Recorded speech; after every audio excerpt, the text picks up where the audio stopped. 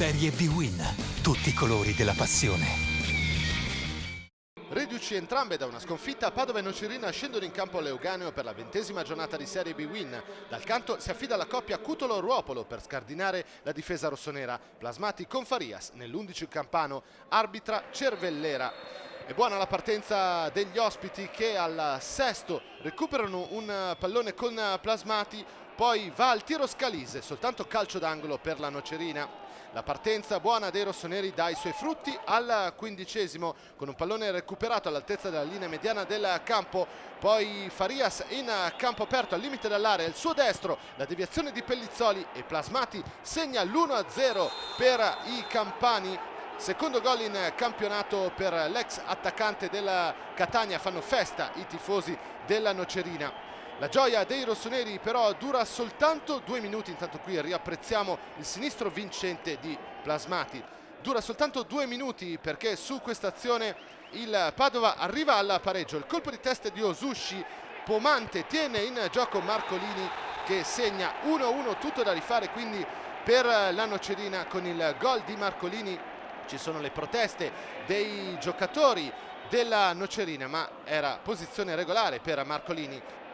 Poi c'è un'occasione per Plasmati al 23°, il suo destro finisce sul palo, partita divertente, giocata bene da entrambe le squadre, soprattutto dalla Nocerina. Altra occasione per Plasmati, blocca a terra Pellizzoli. Sul ribaltamento di fronte l'occasione invece è per il Padova, pallone che arriva a Ruopolo, il suo sinistro finisce alto. Con gli highlights siamo alla mezz'ora, il pericolo numero 1 in area del Padova si chiama sempre Plasmati, il suo è un bel destro deviato in calcio d'angolo da Schiavi. 9 minuti più tardi è invece Farias a mettere paura alla difesa del Padova con questo destro a giro che finisce fuori di pochissimo. Con gli highlights andiamo nel secondo tempo, si fa subito vedere il Padova. Al 6° minuto con questa azione sulla destra il cross di Legati, il tentativo di Ruopolo che non aggancia il pallone.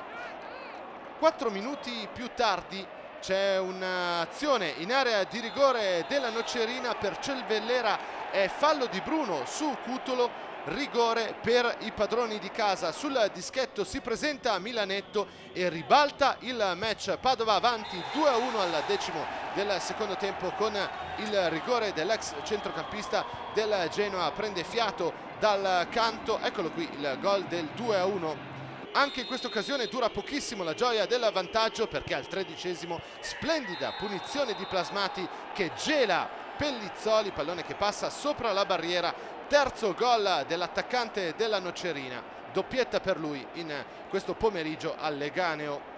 Si fa ancora vedere poi la Nocerina su questo ribaltamento di fronte, pallone che arriva a De Liguori, il suo sinistro interessante che però si perde sul fondo.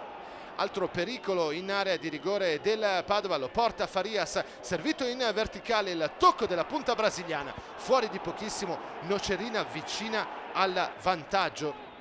Al 36°, dopo che era entrato al posto di Ruopolo, si fa mandare fuori Cacia, Padova in 10, Cacia per un pugno a Pomante proprio sotto gli occhi di Cervellera. Minuti finali con il Padova in avanti, il colpo in testa di Bovo però finisce alto. All'Euganeo termina 1-1, il Padova rallenta ancora, per la Nocerina un punto meritato.